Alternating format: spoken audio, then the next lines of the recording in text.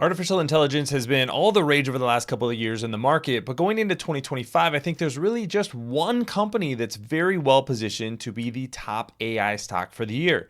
That is not NVIDIA, it's not AMD, it's not Broadcom, it's not Apple, Amazon, even Alphabet.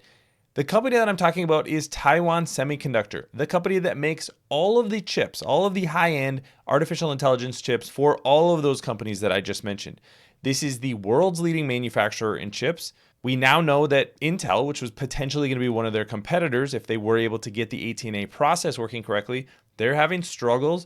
They just fired their CEO and they're focusing on their more internal products, not being a foundry for other companies. So all signs are pointing to Taiwan Semiconductor continuing to have its lead in artificial intelligence.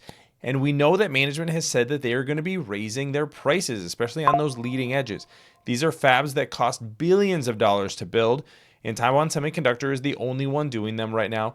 And so they're going to charge for that as well. We have already seen margins at NVIDIA start to come down. That's partially because of these price increases from Taiwan Semiconductor, partially because of their product mix. But I think there's a phenomenal future for Taiwan Semiconductor. So I want to dig into that company today. My name is Travis Hoium. Thanks for watching Asymmetric Investing. Please subscribe here on YouTube for all my content. And thanks to this video sponsor, The Motley Fool. If you go to fool.com/ASYM, they'll give you their top 10 stocks to buy right now.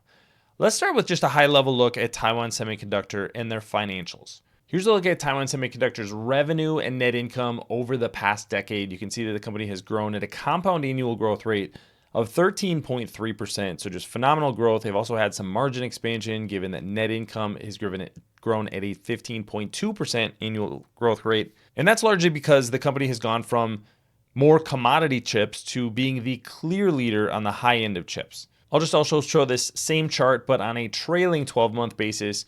What you're seeing here is demand for all kinds of electronic products increasing in 2020, 2021, and then in 2023, what you had was a decline in mobile chips in particular. That's why there was a decline in revenue and net income. But then that has been offset by an increase in artificial intelligence demand in 2023 and then well into 2024. That's really what's driving things in 2024. This year is when we've seen things like a new TPU design.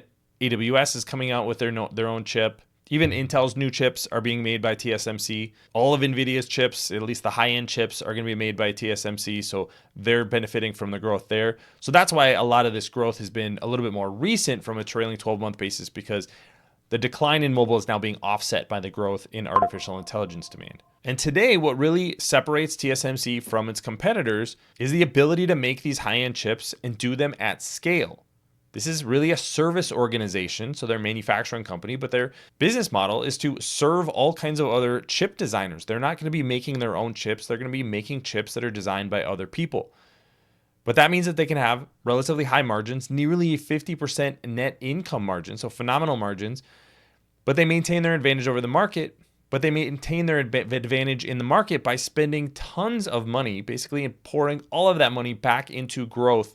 You can see that in this chart here. You can see that most of their cash from operations is then poured back into capital expenditures. Management expects to spend about $32 billion in 2024 on capital expenditures, so these numbers are going to increase, and their CFO said that that would likely increase in 2025 as well. That's, again, because of artificial intelligence demand. So the question is, why should investors be interested in the chip later, in the foundry business, when there's so many other things going on in artificial intelligence?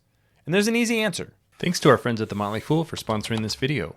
Visit fool.com/ASYM for the top 10 stocks to buy right now. Artificial intelligence is changing extremely quickly, and the point of value in the industry is changing over time too. Remember in 2022, when ChatGPT came out, it was thought that, hey, these models are going to be extremely important. We're going to see companies spending tens of billions, potentially even hundreds of billions of dollars building new models. Well, now in 2024, it looks like most of these models are basically a commodity.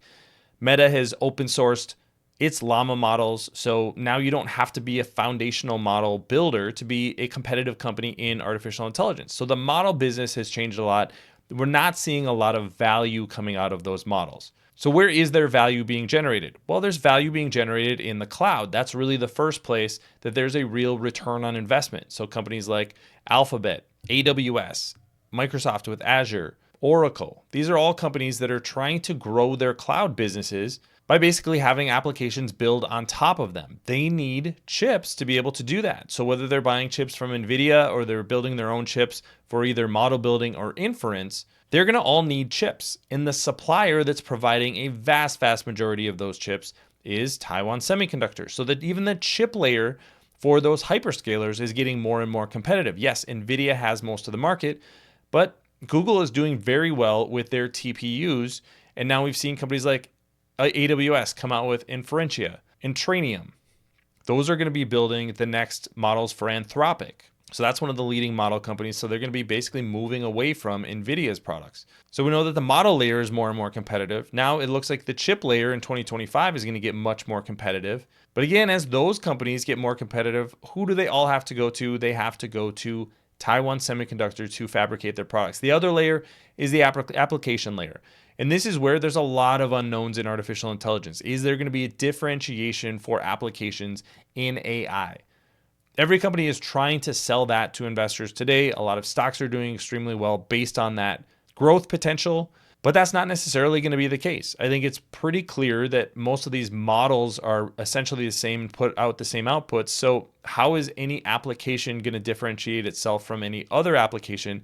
Aren't the artificial intelligence tools that they're adding to their applications just going to become a commodity in and of themselves? So I think that's the way that the market is playing out. And the one place where there's a choke point, where there's one company with excess power in the market, is Taiwan Semiconductor building chips. Until that changes, until the US builds its own manufacturing capacity, until Samsung catches up, I just don't see anybody else taking market share from Taiwan Semiconductor. And if artificial intelligence does continue to grow, that's going to mean there's going to be more need for chips. That's going to mean that there's going to be more competitors in the chip space. All of those companies are going to be reliant on Taiwan Semiconductor. And that's going to be a phenomenal place for them to be. Even the equipment manufacturers.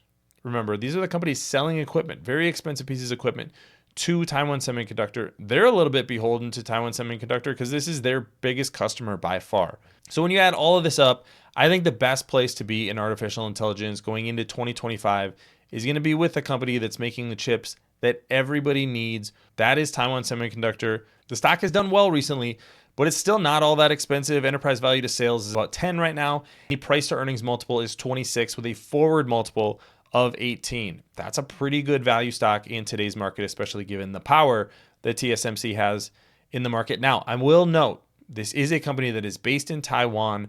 There is geopolitical risks. China and the US realize that.